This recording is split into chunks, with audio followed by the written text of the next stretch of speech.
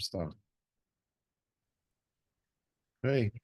Hello, everyone, and welcome to this edition of our webinars that are organized in collaboration between GoLearning and Knowledge Group Consulting. Today, we are very grateful and we're very happy to be hosting Professor Mohammed Zaki, who will be speaking to us today about AI applications and service experiences.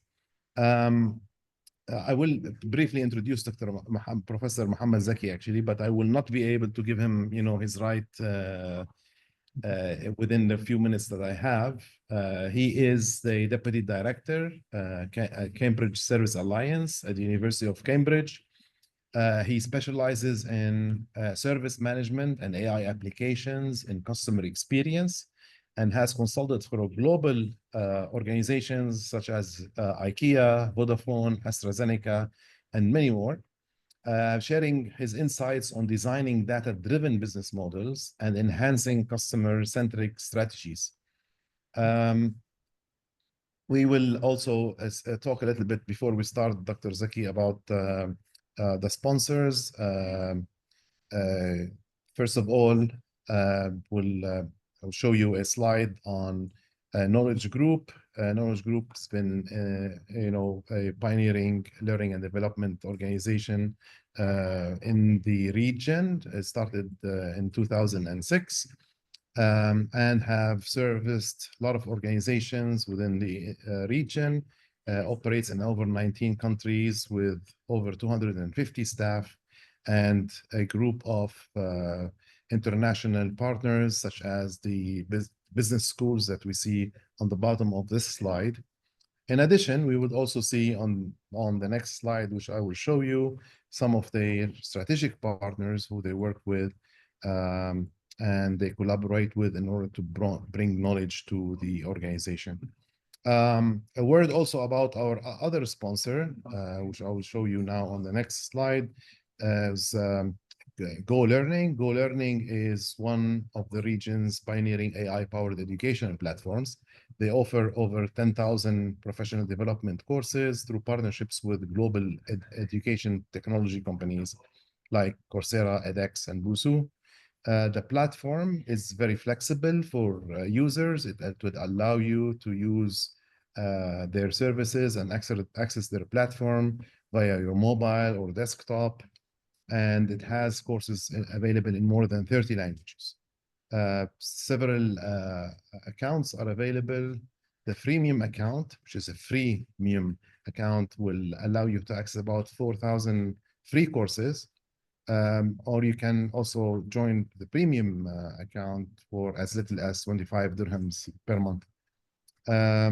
GoLearning is a focus on AI and technology courses. So that's one of the distinguishing factors that separates it from other providers. And they provide tailored courses recommendations for all their users. So of course, based on their personalization and their preference in the topics that they would learn.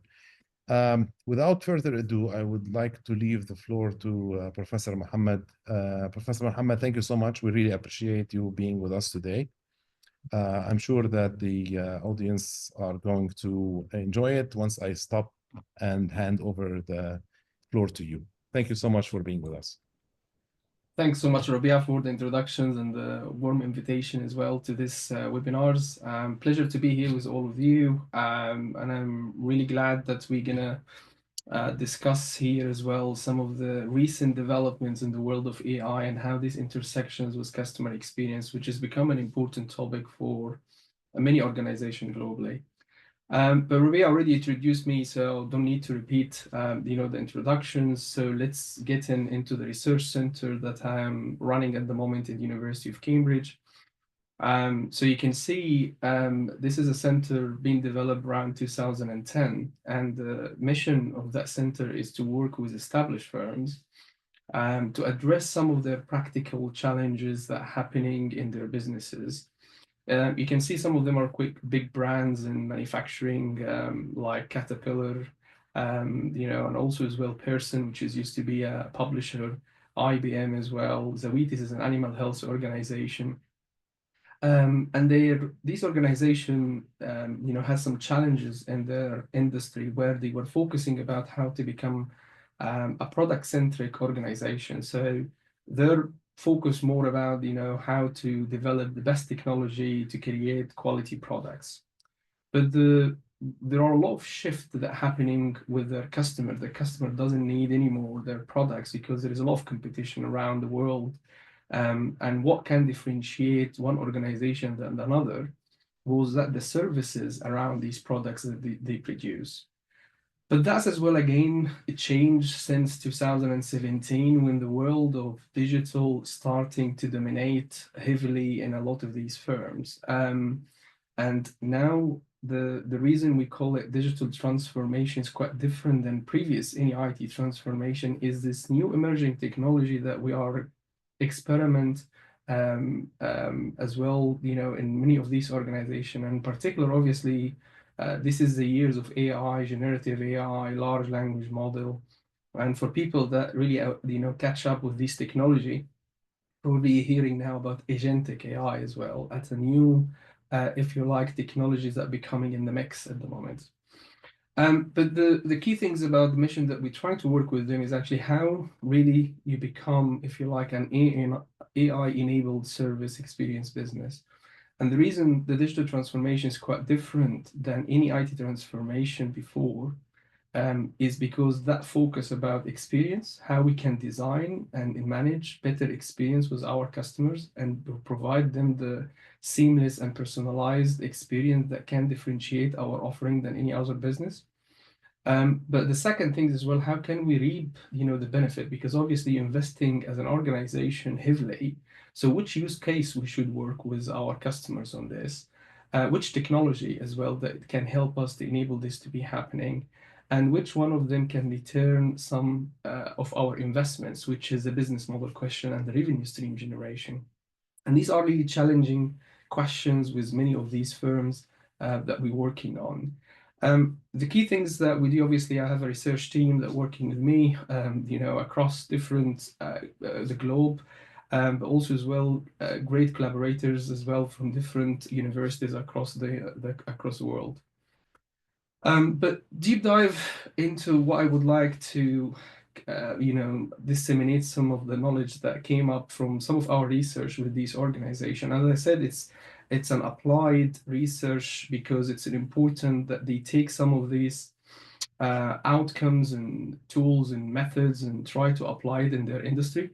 But obviously, we are an academic as well, so we always pushing to take some of these engagements and some of these findings and outcomes and put it in outlets like top tier journals, obviously, but more importantly as well, some of these kind of practical outlets. So there are some examples from Harvard Business Review. We put some papers there and others. And some of this key outcome that came from this, actually, that I would like to discuss it today is I think there are 4 applications that we could think as an organization how we can leverage AI to enable us to understand our customer better, which is the customer analytics part, and how we can track our customers, what they think, what they feel, what they do across the different channels that we are engaging with them. And I think the second application is more about the more that we're going into digital channels, the more that we need to engage better with our customers because we are creating new channels in general. So that could be an app, or it could be now a conversational AI chatbots, right? How we can put the right contents that resonate very well with our content, which is a world that if people are following the multi-model contents that we are engaging with our customers, and the role of AI here to understand what works well and what doesn't work well with our customers. I think the third applications, which is about customer service, and I'm really dealing with a lot of established firms beyond the one I described as well in my consultancy, my training, and others engagements, you can see customer service is being dealt as a cost function inside in your organization.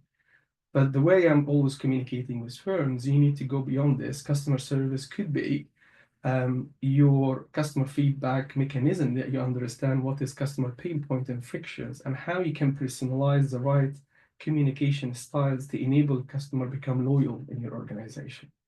Not only this, which is the 4 points, is actually as well, some of your companies, customer service could be a sales channel as well, where a lot of companies, a lot of customers comes to this customer service inquiring about products, inquiring about services.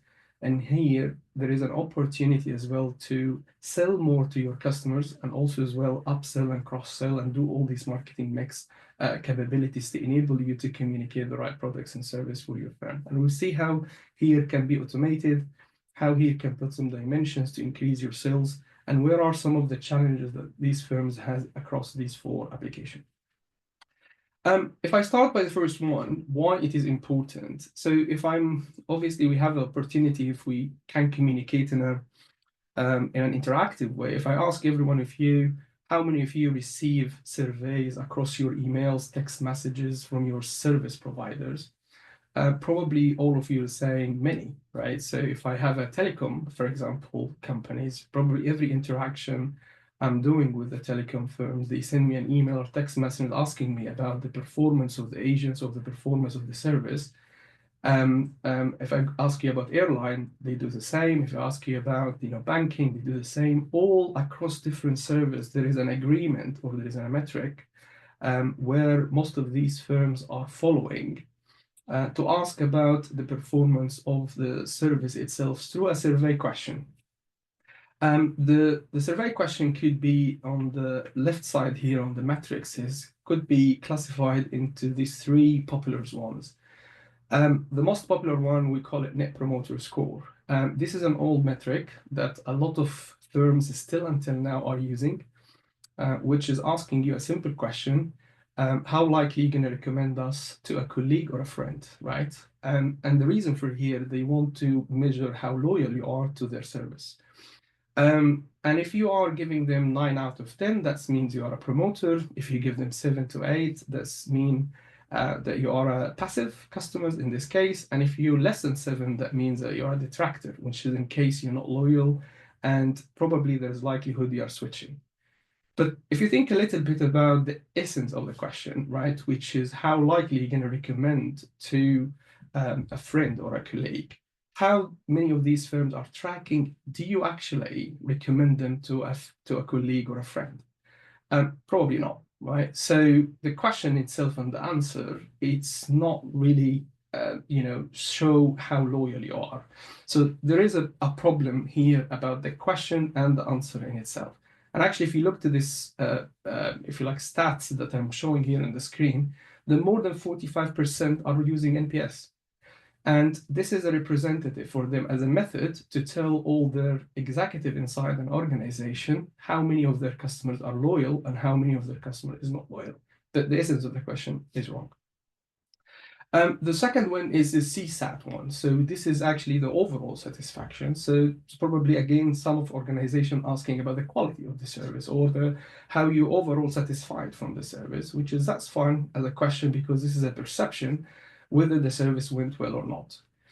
And the third one, which is the customer effort score, this is measuring how effortless is the service, because most of our organization try to make seamless experience, so the customers in this case doesn't have any, if you like, friction with us. So you want an easy, hassle-free experience and seamless.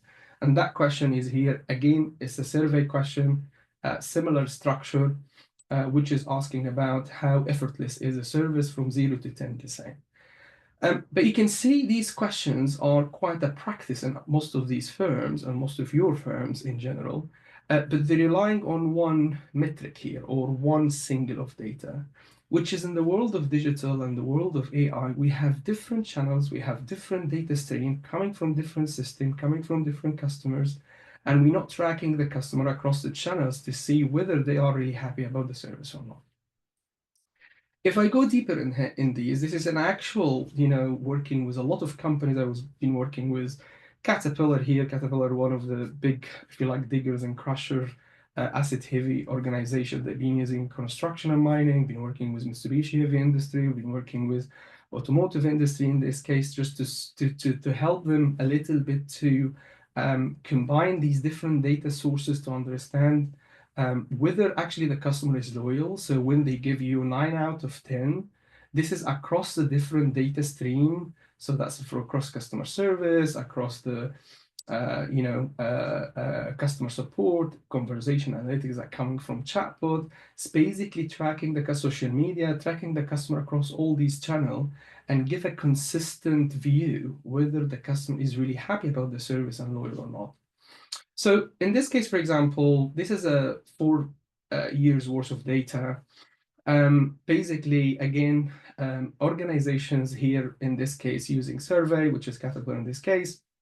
You can see here the customers that give them 9 out of 10, which is in this case become loyal or promoter in their definition.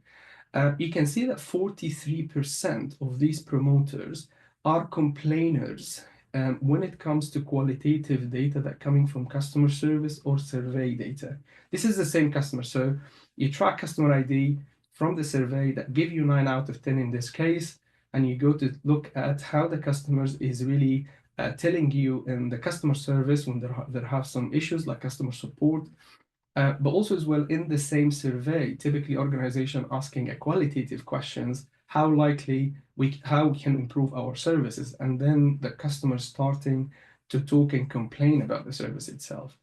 You can see some of the examples on the right slide here. So you can see I'm due to replace them. So actually there is a switching behavior here in the qualitative data. Another customer is complaining, I would like someone to read these surveys because I'm really frustrated about something and I want them to talk to me. So relying only on one metric, so this is the issue, is Net Promoter Score in this case, even with your loyal customers, some issues and friction happening. And I think there is a lot of practice inside the organization. They just look when the customer is really complaining or the score is wrong, and then they starting to see how they can improve or recover the service for that customer. Also, you can see interesting, the passive customers in this case, right, is actually heavy negative. Interesting detractors, there are some of them are positive. So you can see, there is misalignments between the score and the actual happening or the actual feedback that coming in a verbatim comments across other channels. And other channels here could be again SMS, could be again customer support, could be chatbots, could be online chat supports, it could be survey and qualitatives. If you just look into the customer and track them, social media as well, you can see a lot of negative, some of these negative experience happening, that you simplify it, but just following the numbers and populate this to executive and saying 70% of our customers, for example, are happy. But in the nature, if you look to the other qualitative data, you find a lot of frictions and pain points. And when you deep dive into the qualitative comments, you can understand better than the numbers. If you give me 9 out of 10, or give me 1 out of 10, what that mean? What is the problem then? You don't know.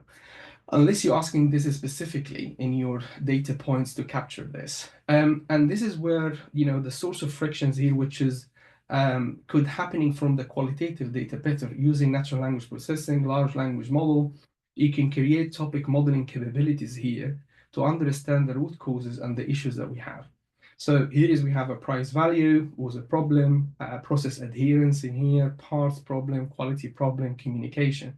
And this can help firms now to starting to see if I have a communication problem, how can I train my engineers or technician or customer support to communicate better with the customers? How to train them to become empathetic. If there is a quality problem, I need to talk to the design team, product design teams about the issues that the customers talks about in a specific products portfolio, etc.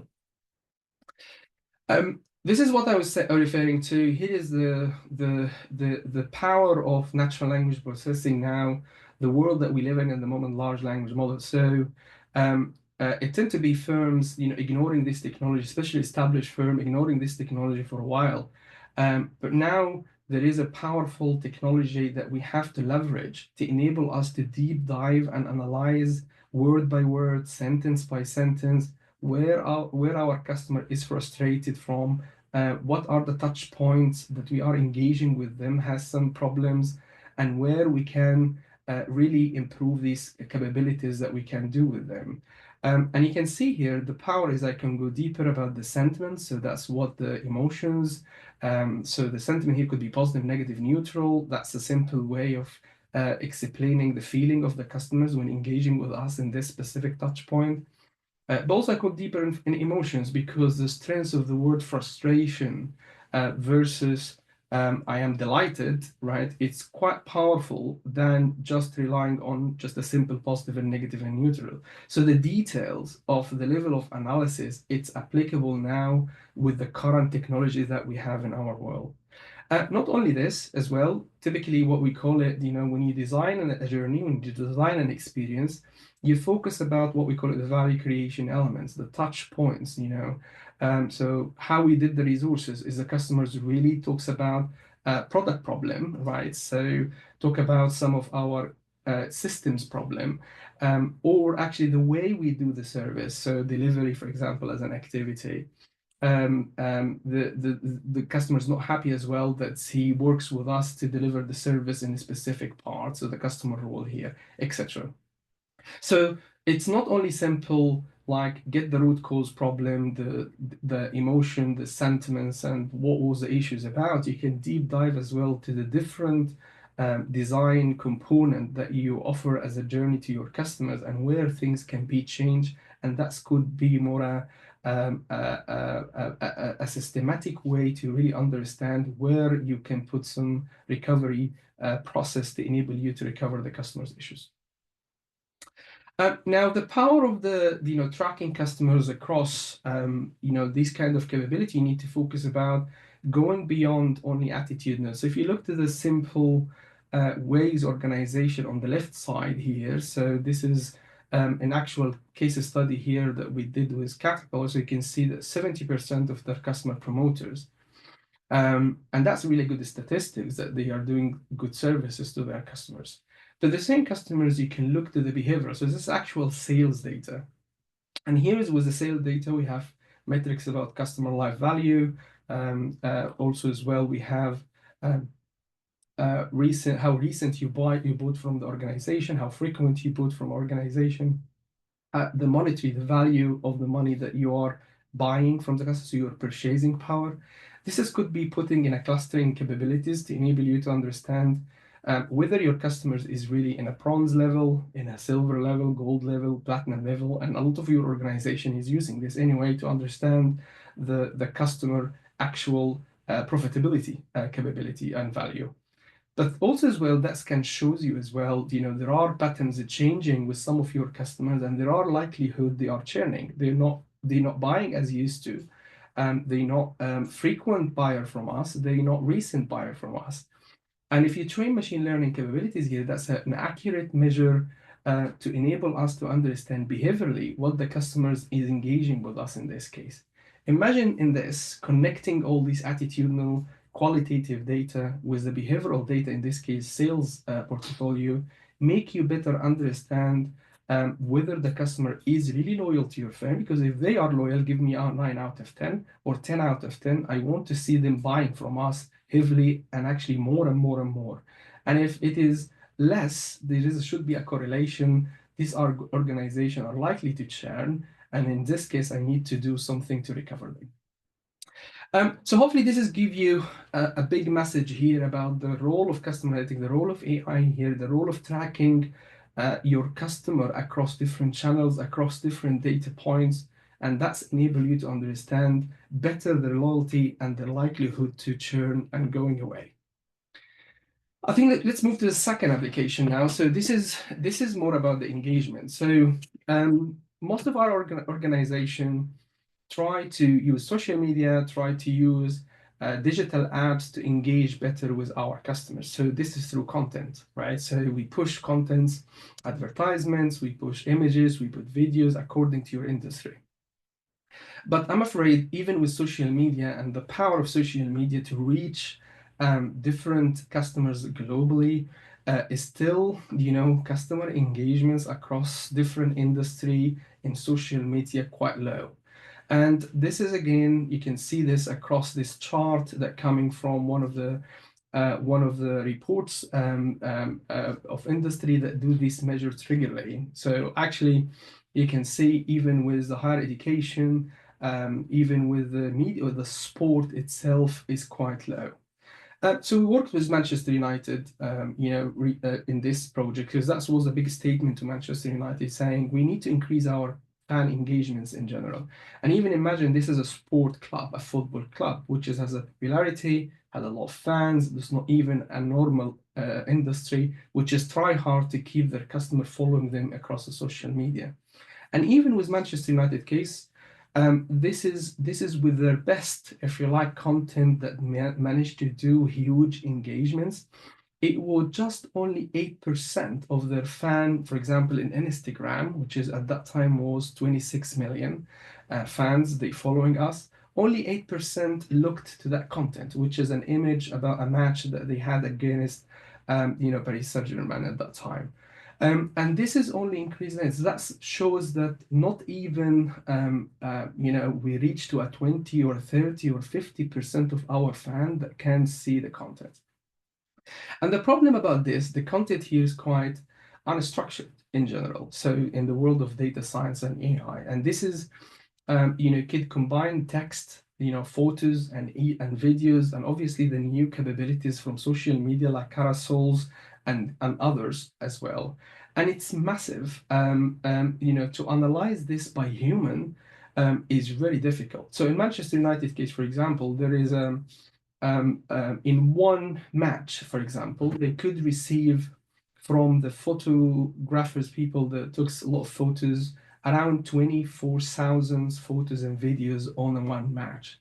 It's impossible for one human or one marketer or one customer experience person or an engagement person in social media to choose the best of them.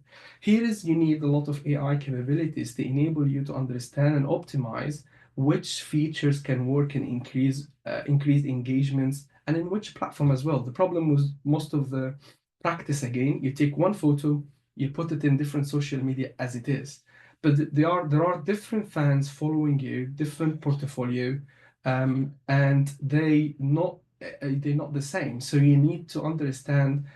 In Instagram, for example, there are different fans. In my app, there are different fans. In Facebook, there are different fans. In TikTok now, there are different fans, and most of them need different contents to enable this to engage. And this is the role of AI to enable this to be happening.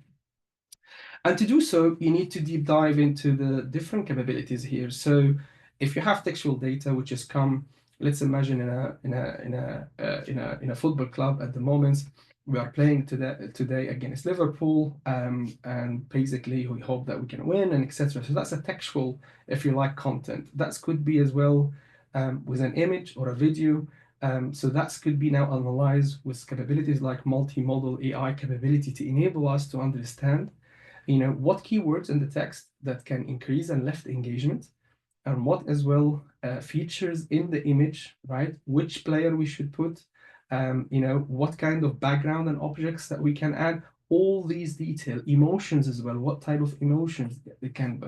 And this can go beyond, obviously, a football club. That's all relevant to all our organization, which is we are communicate a lot, even with internal employees, right? What the contents that can lift engagement from our internal employees and make them actually look to the content and engage with it. Also to our customers, we put a lot of advertisement about products. We put a lot of descriptions about some of the new events that we have.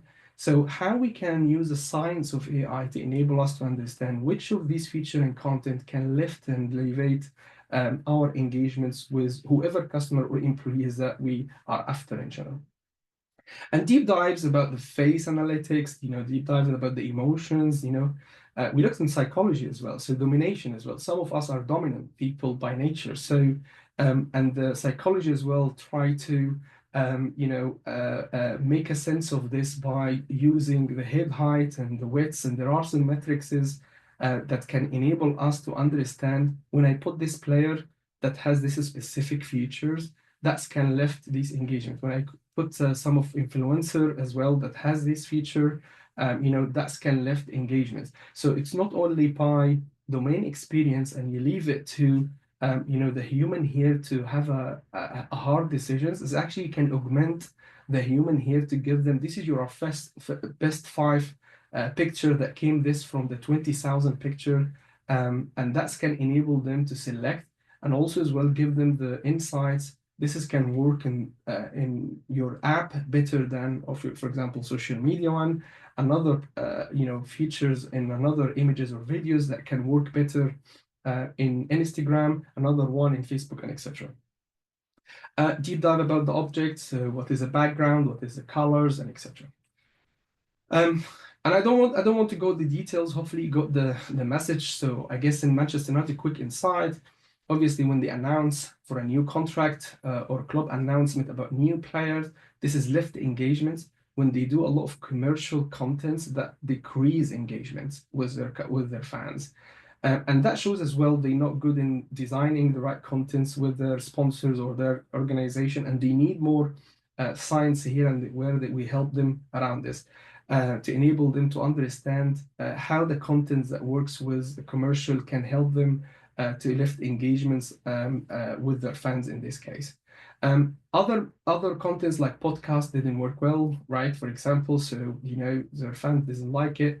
So again, this is to show you as well that you are putting a lot of resources for a lot of contents that doesn't work well with your fan or your customer in this case. So it's not only give you the science to enable you to recommend which content can work well with your customers, but also as well try to make you more productive and understanding where you put your resources better, instead of you pushing for a lot of marketing contents, but it doesn't really get the purpose, and and in this case you are wasting the resources and the financial, if you like, value that you're putting around it. Interesting as well, some object analysis you can deep dive into. The key things here in Manchester United, for example, the more you have a group of players working together, you have a crowd, this is better than one person in general. It lifts the engagements. And again, these kind of insights could be going beyond only the football here, but more importantly, to understand, when you are putting these positions, is this really increasing engagement or decreasing engagements with our fans in general? Another big things about the videos and images, the position of the eye, the position of the face. Old videos, as example, sometimes they put some historical archive, they call it archive matches, because of the quality of the videos was very low. New generation of fans doesn't like this. So this is again a waste of resources that they're putting and pushing these type of videos and archive with the hypothesis that can work well with their fan, but actually it doesn't work well because it seems the quality has a big, if you like, significant impact on the engagement rate in general. Okay, so hopefully this is give you the some insights around the role of multimodal AI, which is including unstructured text, video, and images, and the power to engage better with your customers and understand which of these features, which of these contents that can work well, which one doesn't work well, and in which channel as well. But now let's move me to the customer service one, which is the third application that I would like to talk today with you about.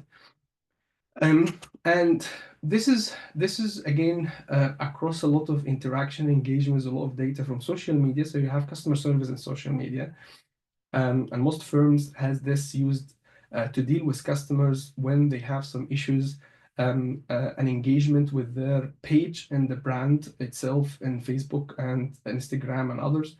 WhatsApp as well now become a popular interaction and engagements with a lot of brands as a customer service. Also chatbots as well, right? So you have another channel here, which is a chatbot, where a lot of companies as well, they have chatbots affiliated either with the web chat itself, or actually with the social media chat as well. Another one, as well as a call center, the typical call center. You are calling the company through their contact centers, and you talk to a human agent in this case, where you're trying to when you communicate with them about some of the issues you have with their firm. But there are some interesting statistics came out from the study that we did, or a couple of the study we did in this area. One is actually the new generation of customers prefer to go to digital channel. So 47 of consumers, have increased their use of digital channel to communicate with business, because again, holding a customer in a call center, and probably all of us are aware about this. How many of us try to contact, a service provider here in this case, that you have an issue with them, and basically you are waiting between probably 20 minutes to 45, in some cases, well, hours and hours and hours. So typically, customers now try to resolve their issues through an email support or ticketing support, or actually through a chatbot in this case. Interestingly, but the majority of really the firms is really lacking of social cues. So most of the customers are really frustrated from that copy and paste capabilities. You can see agents heavily receive a lot of requests, and that's made them, to be honest, try to balance between all the requests that are coming across different channels. Typical organization hire a small number of agents to deal with all these requests. Some of them doesn't have the high skills to engage with customers well, and that's why they try to become productive as much as they can. They follow a scripted approach that the company provide them, or the team inside the organization. This is when you have a question from the customer about this. This is you should be your answer. And that's why in front of the customer is being seen as a scripted copy and paste that doesn't have any personal touch, if you like. A lot of obviously chatbot design as well is really frustrated and has a lot of poor replies. And this is lack of this personalized flows, that make it more natural, like ChatGPT style, for example, which is a more human-like interactions and engagements. And we saw this, like actually more than 78% across customer service response. We analyzed a lot of industry across social media, is really scripted, is very similar responses. And people get frustrated, and there is a lot of switching behavior, or a threat that we are likely to churn, because actually they didn't have their, if you like, if inquiry being resolved. But also as well, there is no that personal touch in this case. And this is again, we worked with an industry as well, actually this is from the Middle East area. I just left it in English here, but there are some Arabic, but actually this was an Arabic interactions for the people coming from the region here and speaking Arabic. But this has been translated into English as well. So you can see this is a customer service agent. There is a lot of negative, if you like, experience coming from engaging with agents here through, if you like, a contact center. And this is through a chatbot interactions, but the human agent is the one that replying on the back of this chatbot, not an AI chatbot response here. And you can see in an example of a customer is really waiting long. He just want to check about the status of the order. Agents can't, if you like, reply on time. And basically, they're starting heavily to say, this is a disaster. You can see a lot of switching behavior. I don't want to buy, cancel order. You see a lot of example I will talk about later. The customer is really don't want the order, right? And you can see from the analysis of the data is very low. Here, you have a positive experience with the contact center or customer support. And there is neutral here a lot as well, because I will come back to it. It's more about product inquiry and sales inquiry, which is I will talk in the last application soon. But here, if you talk about customer support and customer service, here is you can see more negative than actual positive. And again, if you want to receive a feedback of a customers, why you are asking about a survey and ask the customer after this service, how was the service with you? And actually you can analyze the data that coming from your customer service, ticketing service, what the customer have see, or the customer support or the chatbot, and do some conversation analytic, and you will know that the customer has a frustration. And this is again to show a customer that you are really keen about the experience, customer centricity, more than really a bizarre practice that you find a lot of firms is doing. So how many of us has a cancellation of flights, and basically receive after you arrive your destination an email coming from the operator or the airline telling you how was your experience? What do you expect me to say? I have a very frustrated time, it's been cancelled, I've been, my luggage didn't come, and etc. But why you want to ask this question, and already you have this information in your systems if you are analyzing it well. Key things about customer service is the majority. You can see here, for example, when you analyze, this is a 6 months only worth of data, by the way. It's massive amount of information, and you can see that the 42% of this data was actually service feedback, right? So, and actually customer telling you about issues, waiting times, I'm submitting requests, nobody responding, and etc. So you can see this from the analysis. From the data that the customer is saying, it's actually emotion coming out very highly. I'm frustrated down this frustrating service. You should, take time to chat to me, and etc. So deep dive firms has to rely on the customer support service. I think this is a message here.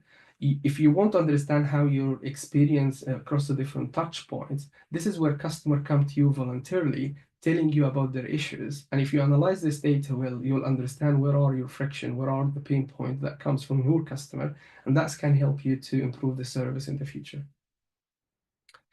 Again, this is confirming, that it's a scripted. You can see this is again from the case that we had.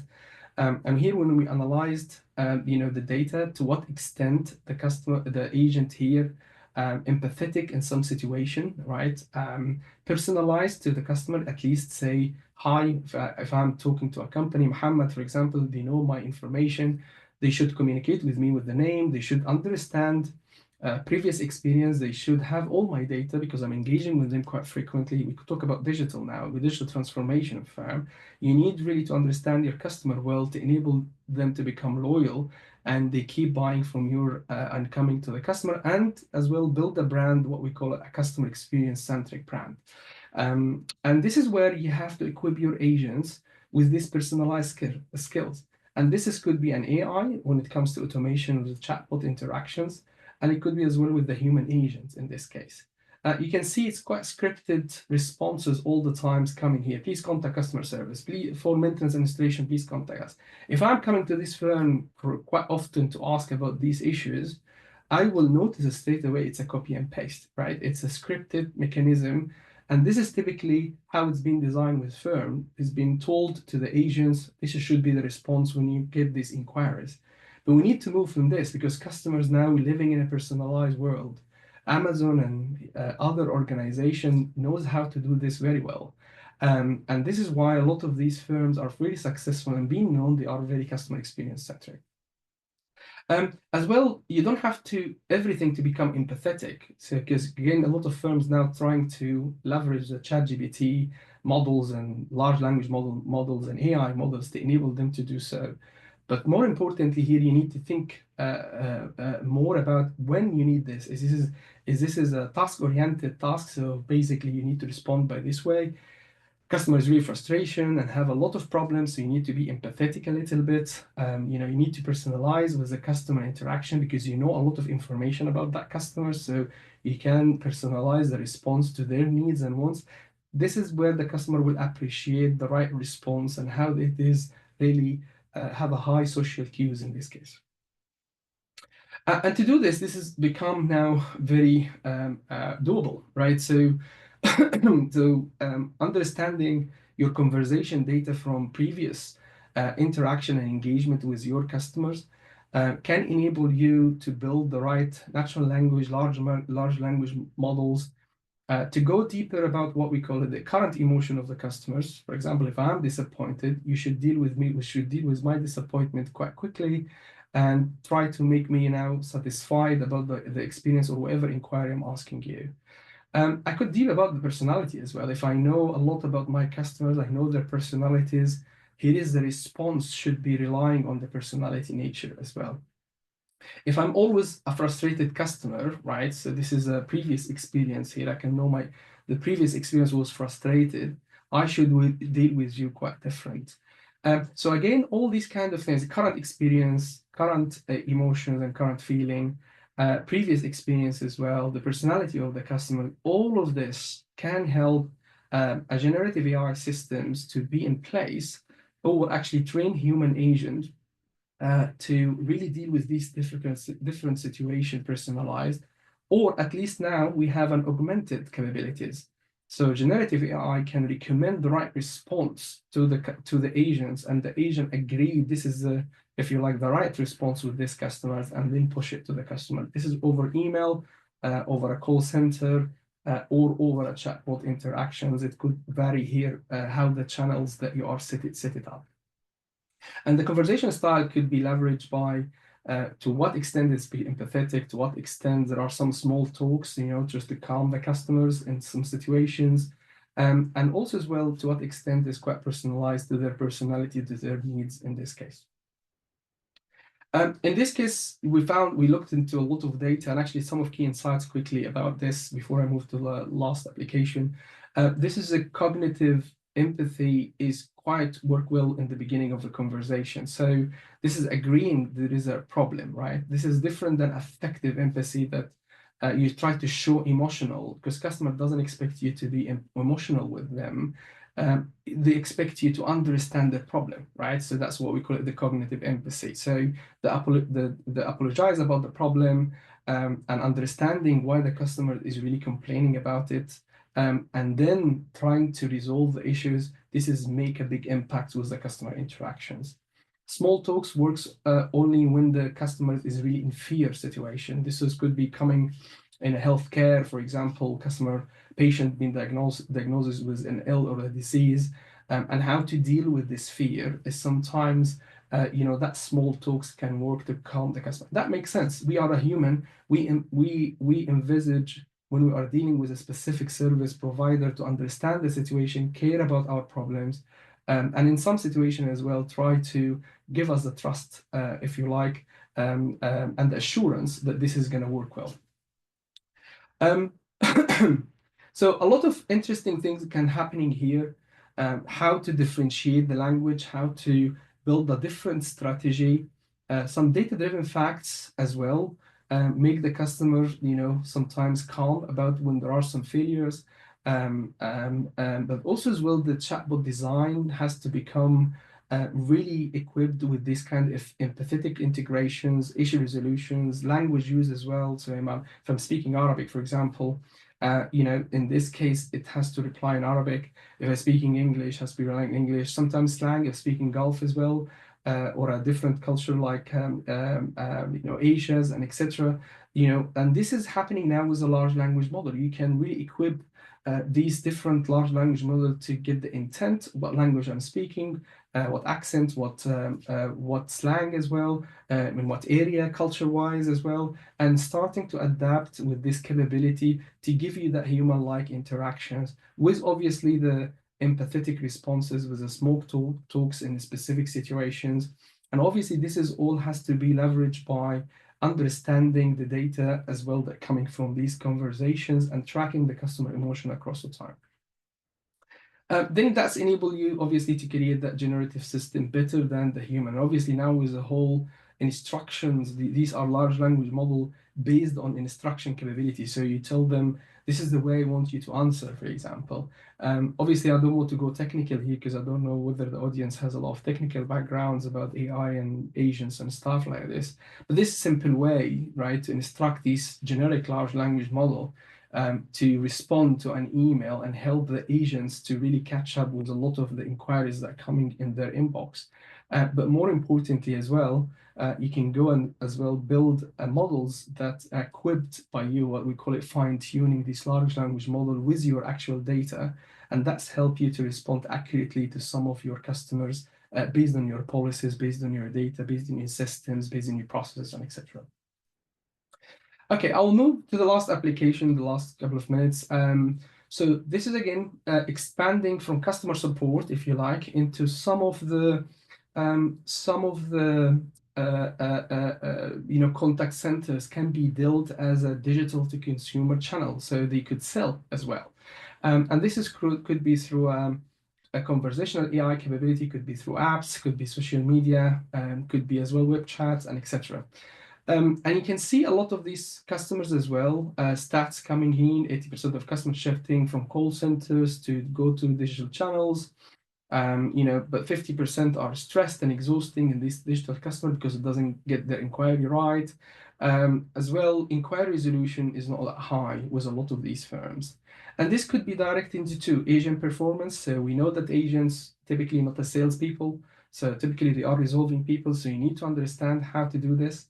And also as well, chatbot as well has to be integrated with sales capability. So that's what we call it sales co-pilot capability or sales AI advisor capability. That's to enable the customers when they ask any inquiries about a product or service that could be responded well. And leveraging this direct to consumer, a lot of firms as a strategy starting to go through it. So they want to sell directly to consumer, not through a retail or not through a dealer or not through others. So a lot of automotive industry, for example, moving to this, a lot of clothes industry moving to this, and etc. And quickly here in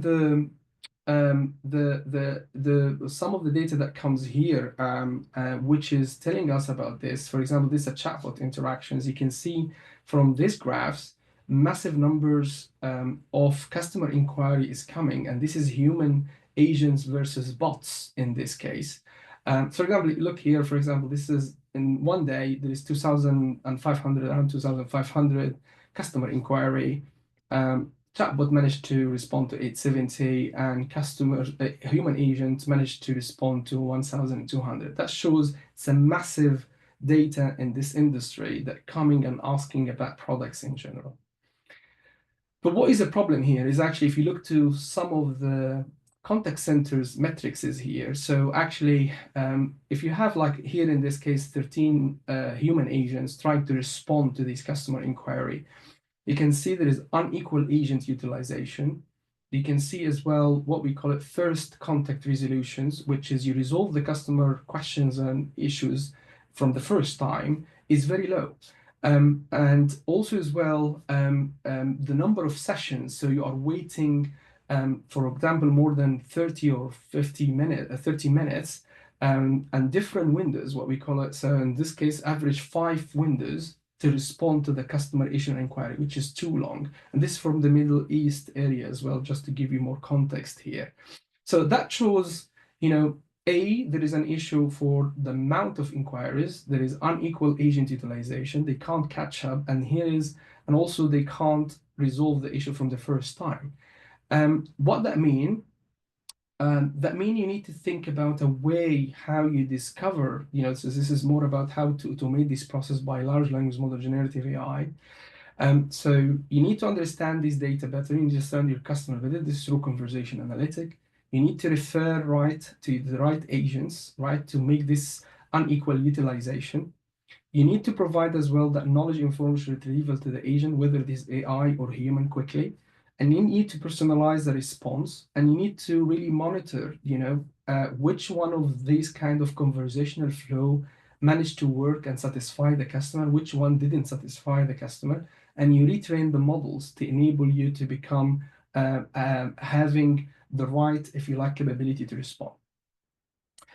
Quickly here, what that mean if you didn't do this. So one is actually here, if you look, there is, this is from this data, there will a lot of potential buying intention and also as well seeking offers. That links to number here. So when we looked into this company in particular, we estimated that there are some revenues at risk. And if you're not resolving the customer inquiries, that could reach, in this case, to around 315 million pounds, right?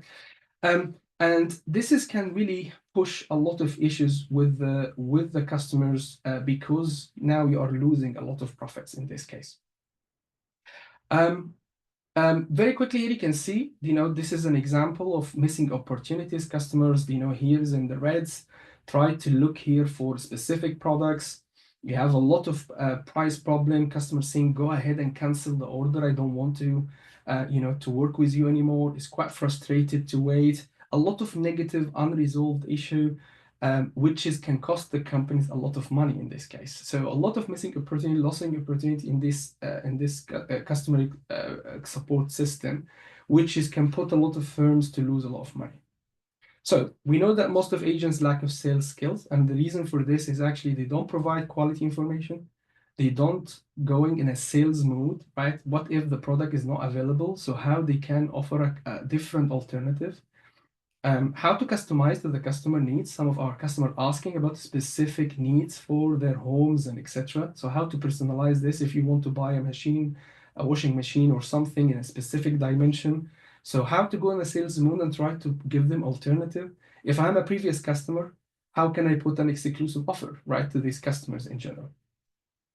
And hence, I don't want to go to the detail now, but this is the capabilities of what we call a large language model that can help you to do this, right? Understand the customer demographic, what is the customer intent and outcome, and how we can offer the right products and services using their psychological profiles in general.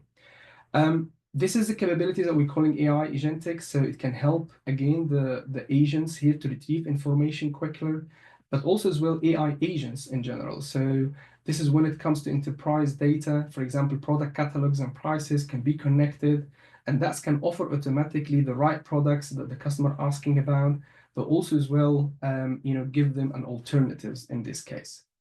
And this can be recommended straight away. So this is the case. So compare here, for example, what type of fully automating washing machine do you have available? This is an actual, for example, response from a human agent. But look as well here to the better response that coming from an AI agents in this case, right? With a lot of alternatives, a lot of prices that can enable this to be happening in this case. Not all the recommendation and personalization has to be everything. It could be as well based on the situation. And this is the power of AI here to recommend what will be the right response to our customers in this case. When we've done this with this organization, this will improve heavily, these firms. So the first response rate really came from 53% to 92%, so reaching 97% as well. So this has helped a lot of the agents to have these automations, to have this support to reply automatically, which has increased heavily the first contract resolution response in essence. And again, this is the last thing I'm going to talk about today. So this is, again, with the fine-tuning capabilities, these large language models, especially the open source one. You can see here, how great is the response could be, and even in Arabic in general, be personalized, be empathetic, and help as well in that sales conversation in general. So that's probably it about my presentations. Hopefully this has give you the different applications that we have. Like I said, there is a lot of things coming out from our practical outcomes through books, journals, Harvard Business Review. There is a book coming out as well in Amazon called Digital Customer Experience Transformation, which has a lot of these kind of work that we've done in this area. The release date on 3rd of April. But we have different courses as well that we're looking at Cambridge Press. And they're all of reference paper as well that we've done this work academically and rigorously. Thank you so much. Thank you, Doctor, for this very interesting webinar. Actually, it does raise so many questions and so many ideas about AI and its use and its future. We will take some questions now. We do have opportunities to ask a few questions of you, if you don't mind. And please, audience, if you have any questions, please type them in the Q&A. We're very happy to ask them to Professor Mohammed and have answers for you. The first question comes from Mr. Saeed Maqsood, and he'd like to ask, as AI continues to evolve, how do you see the future of AI services transforming industries, particularly in customer service? And what do you think will be the biggest ethical challenge we need to address to ensure these innovations not only enhance efficiency, but also maintain a human touch and benefit society as a whole? Yeah. So let me answer the first question. Thanks. This is a great question. So customer service, obviously one of the great use case of the generative AI and large language model, and as described as well, the new technology, what we call it AI agentic as well. And the reason where it is going is actually going ahead into to what extent we can automate all the customer inquiries with these capabilities.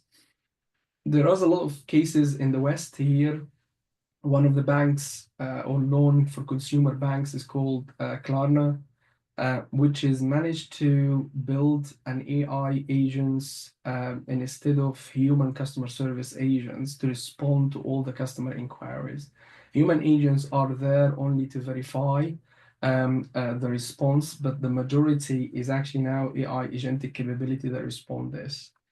So we can see there is a lot of movement about to automate this as much as we can. I think the future is coming into this sales capability, more just in the customer inquiry, resolving issues. So some of the example we talked a little bit how this to become automated when you helping in a sales advisory capability as well. So to use this channel as a way to sell more customer the products and services that you offer.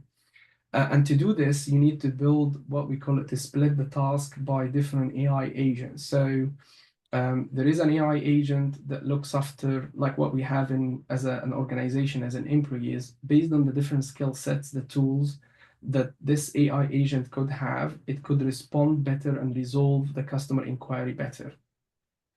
Or if it is a sales inquiry, right, this AI agent, those are different AI agents, has this sales skill that enable you to take you in a very seamless conversational flow until hopefully you buy the products and services.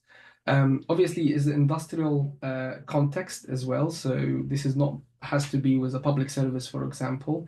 But the way this is where we're going, and that could be as well internally. So how different employees, when they ask any questions to any documents as well inside an enterprise, with the conversational AI as an interface, this technology will go and develop this capability to enable that seamless retrieval of information.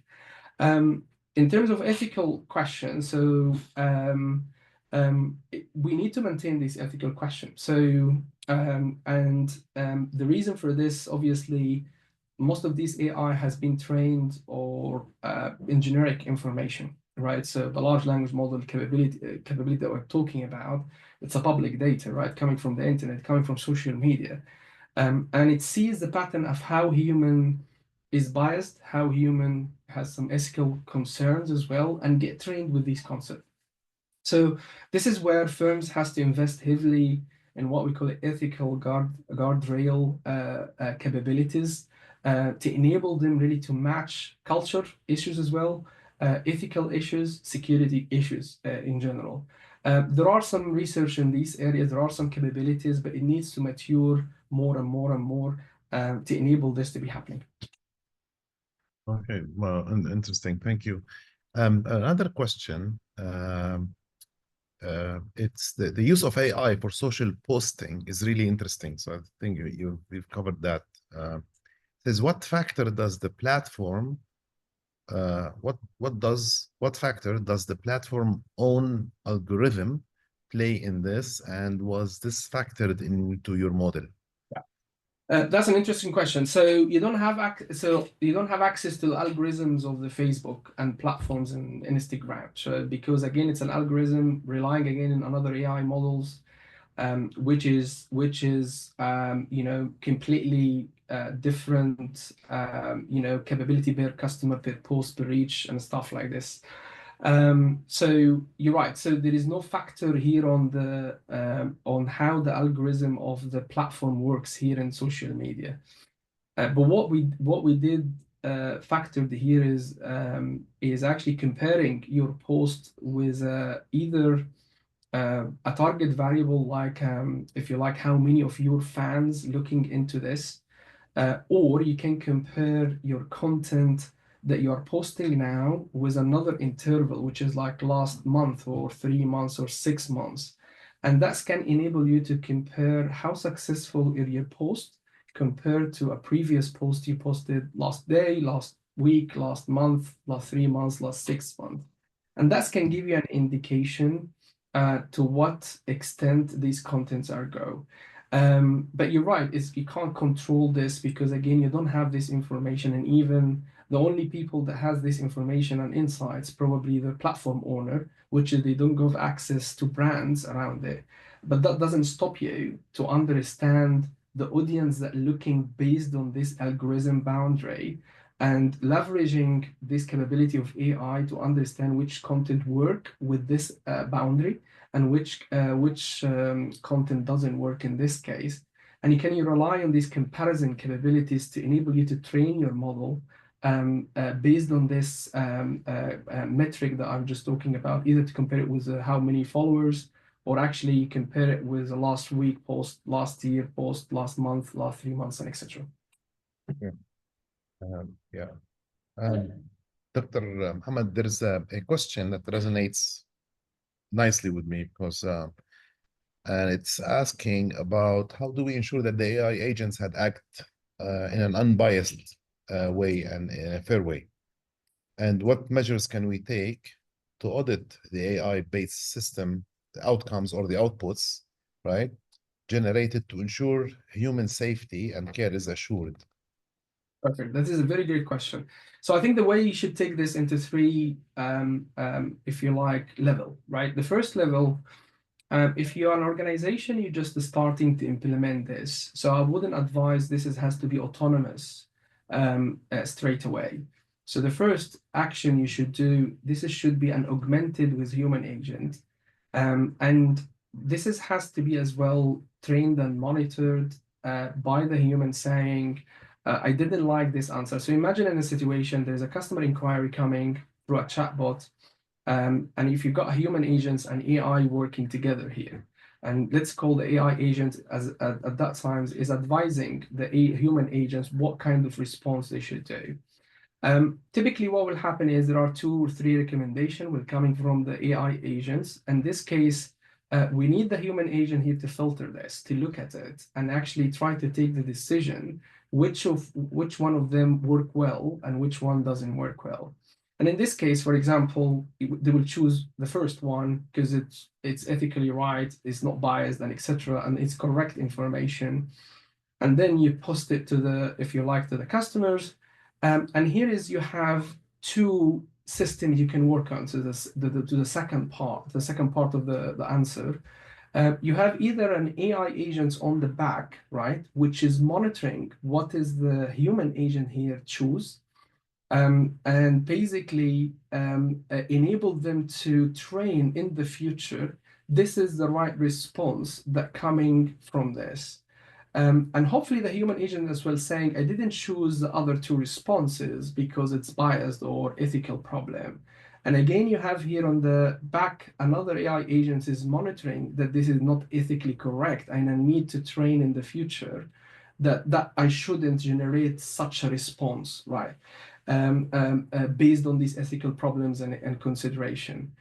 So the question here is actually how you train your future model using now the augmentation between human and AI to enable the future generation of AI that you are implying less concern about this ethical consideration, because there are monitoring capabilities on the back enable you to take decisions that actually I'm choosing this style because less ethical problems, less security problem, less inaccurate problem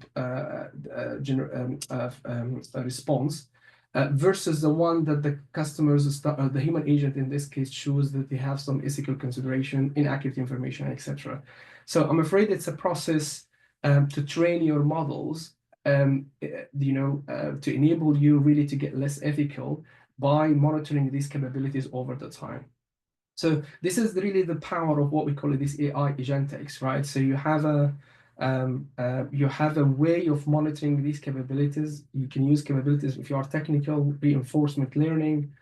There are new things about this research to reward the AI here based on your good answers.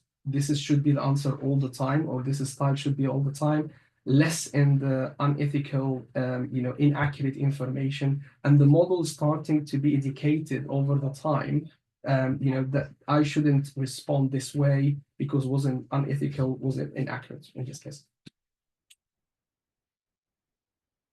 Professor, another question from Mohammed Salim is asking, it says, how can we implement AI throughout the entire life cycle of a construction projects, from design to execution and handover? I think this is a consulting question, more like that. You charge money for it.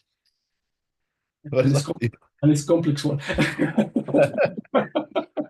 This need not more than Mohammed, more companies to be involved in. Yeah. So again, a lot of this initiatives, it has to be part of organization. Why want to do this? And the reason for this is actually, I would say, this is a huge digital transformation program in the firm.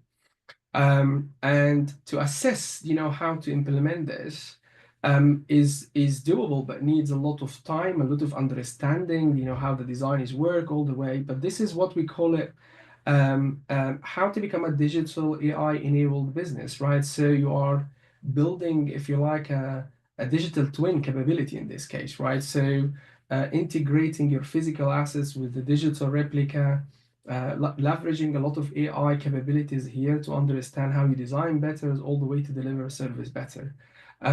It's a lot of firms, especially in constructions, organization, try to think how to do this, but there's a lot of complexity around it. So it needs a lot of understanding. What is the use case here? How it's been done? How it's going to be done? What are the challenges as well? Because you are dealing with an ecosystem as well. You're not alone when you are delivering a construction projects. You have a lot of players as well playing with you. But I'll give you a use case. I worked with Boston Dynamics. Probably you're aware of this. This is a robotics company. Probably you saw it in social media, which is they have robots that have like an animal kind of feet. So they can basically walk as an animal by 4 legs. And especially this is a powerful robots, especially in construction projects. And it's called Spot. That's a product they offer. And basically what they do is basically as a use case, especially in a construction project or a side project, they capturing information about missing tools, missing glasses, missing doors when it comes to building houses in one construction site. It enabled them, instead of a human being going around in these sites to capture these informations, actually this is the role of the Spot, and especially in this construction site, that it's not easy to go around and etc.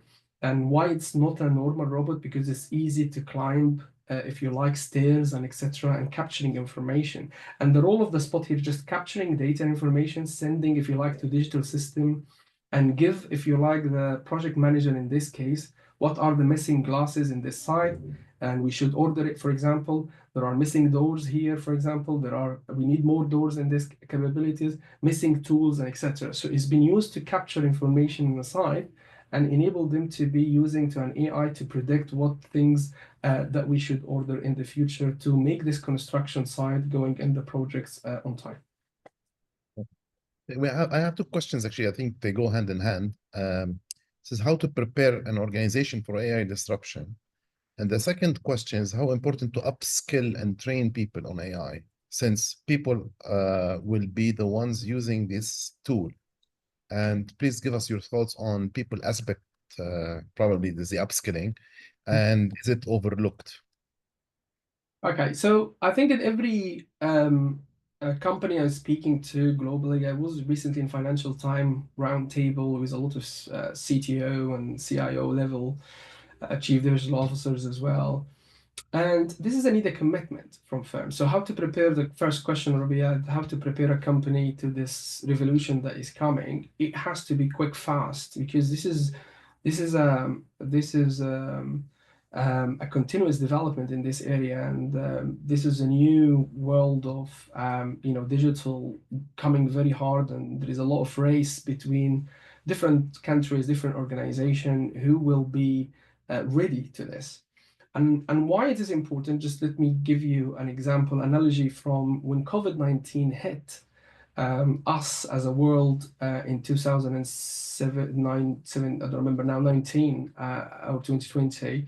It was the company that was prepared digitally to move into workspace remotely, the one that has an easy experience with their employees and customer to engage and interact and as if nothing happened, right?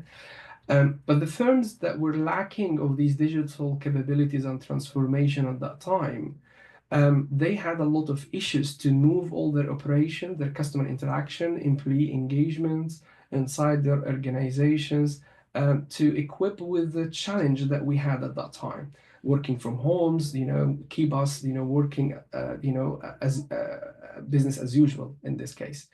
And that's give you an example of where are we going. Even if COVID-19 was unfortunate, it was something, risky happened in our world, we weren't prepared for it, and etc.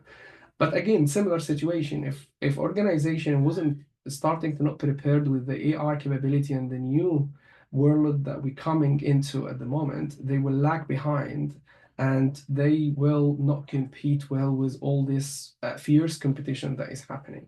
How to?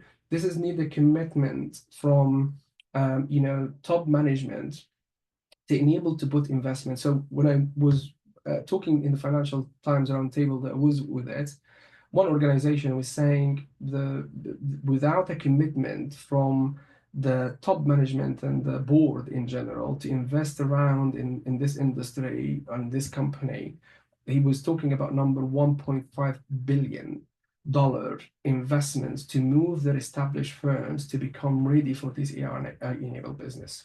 So that's how to show how big commitment has to come from a firm to enable them to work in an innovation labs, to digitalize some of these use cases, to experiment and pilot what works, what doesn't work, to starting equip their internal employees around this is how culturally need to be changed, because some of our organization used to work in a specific way. So how to upskill this is really important. But also as well, how to prepare your customers, because some of our customers deal with us with a specific persona. Once you're starting offering AI service and digital service, they get saying, what's going on here, right?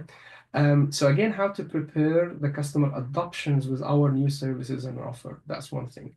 Now, your second question about how we can people, right? How to upskill people. So this is really important. We are, bear in mind, we came into different revolutions, right? We came from industrial revolutions, we came from IT transformation revolutions, internet revolutions, and now we are in the AI revolution side.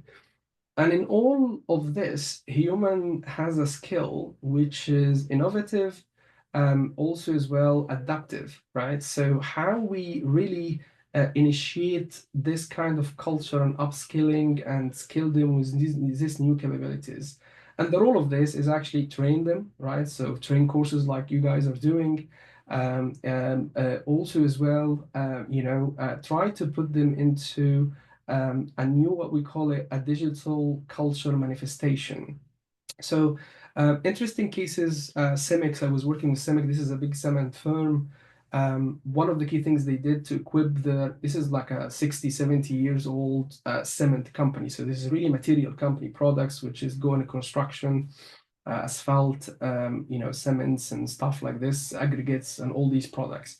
To shift them into the digital world, so they actually had to invest really in upskill their new generation of employees, but actually as well existing employees as well. So they did a program. That's one example of how you equip your firm. So they did a program, they call it digital transformation program. So you can take 1 year gap inside your in your career. And this is to help you to move around CEMEX functions across the world, but you will spend time in particular in their labs in Zurich and Prague, which is an innovation digital lab. And you want to spend times to take courses about design thinking, customer experience, AI, digitalizations, and also as well, that's helped you to come up with new ideas how to improve some of the service. At the end of this year, you're going around the world, so that's you value, different function, different connections, different courses, different digitalization certificates from universities, from training programs. But at the end of the year as well, you have the right to choose which function you want to work at, right? But you have to bring, one condition, you have to bring digital ideas, right? New digital ideas that you want to take it in these programs. So this is an example of firms committed to upskill and really investing in their resources to be equipped with the new materials that is happening. Wonderful. Thank you so much, Professor. لا يسعني ختاما إلا أن أشكر البروفيسور محمد زكي. It sounds so much like majestic in Arabic, now doesn't it? Really great. يعني انا مش عارف كام واحد موجود هنا بيتكلم اجنبي، بس يعني I know, probably most. عربي برضو، فانا متشكر جدا ليكم، وده سعيد جدا بوجودي معاكم يعني. We're very grateful for your presence. Really very enlightening, let's say, a webinar. The content was great, and I thank you on my behalf and the behalf of everyone who is still in the webinar and who left, because I know we went a little bit over time. So thank you so much. It's great to have you on this series. It's a pleasure, Rabia, and I'm really grateful for the invitation, and lovely to be having this discussion and great questions from the audience. Thank you so much, and hopefully that was useful. So thank you so much. Thank you. I think I have one last request I'll share with you later on. So we don't. Thank you so much. Have a great day. Thank you so much, Rabia. Thank you. Have a great day. Bye.